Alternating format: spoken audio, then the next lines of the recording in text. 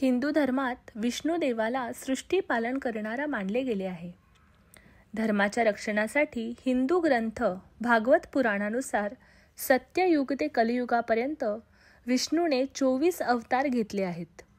त्यामधील 10 प्रमुख अवतार दशावतार स्वरूपात प्रसिद्ध आहेत.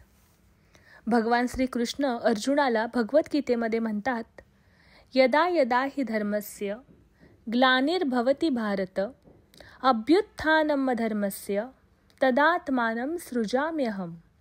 याचा अर्थ, जेव्हा जेव्हा धर्माचा ऱ्हास आणि अधर्माची वाढ होत असते तेव्हा तेव्हा मी आपले रूप रचतो, म्हणजेच आकार घेऊन लोकांसमोर प्रकट होतो.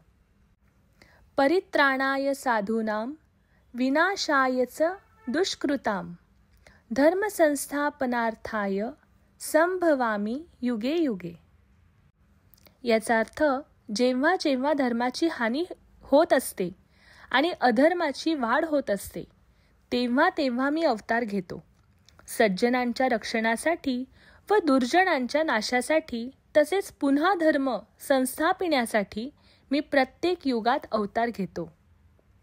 आज आपण श्री हरी विष्णूंचे दशावतार पाहणार आहोत.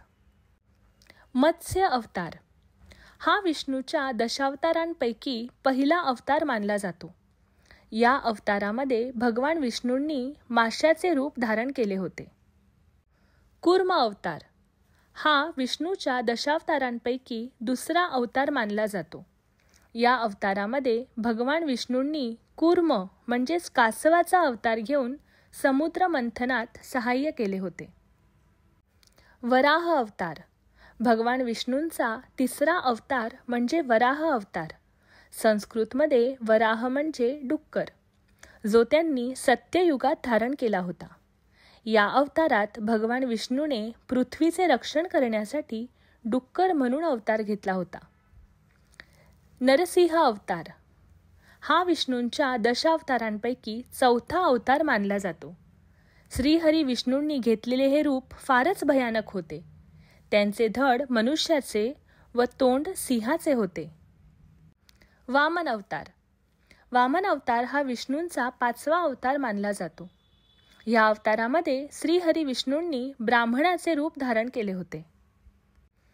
परशुराम अवतार शिवभक्त परशुराम अवतार हा विष्णूंचा 6वा अवतार मानला जातो. ह्या अवतारामध्ये श्रीहरी विष्णूंनी क्षत्रियांच्या अहंकाराचा नाश केला होता. राम अवतार भगवान राम हे विष्णूंचे 7वे अवतार आहेत. ते एक हिंदू धर्मातील प्रमुख देवता आहेत. रामाला पुरुषोत्तम म्हणूनही ओळखले जाते. कृष्ण अवतार श्रीकृष्ण हे भगवान विष्णूंचे 8वे अवतार आहेत. श्रीकृष्ण हे वैष्णव पंथामधील सर्वोच्च देवता मानले जातात. ते संरक्षण, करुणा, माया आणि प्रेमाचे देव म्हणून ओळखले जातात. बौद्ध अवतार वैष्णव पुराणानुसार गौतम बुद्ध हे भगवान विष्णूंचे 9वे अवतार आहेत असे मानले जाते. बुद्धांनी स्वतः देव किंवा देव अवतार असल्याचे नाकारले होते.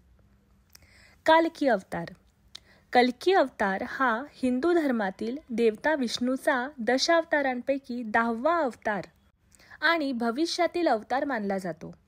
कल्की हा अवतार कलियुगाच्या संधी कालामध्ये होईल अशी मान्यता आहे. धन्यवाद.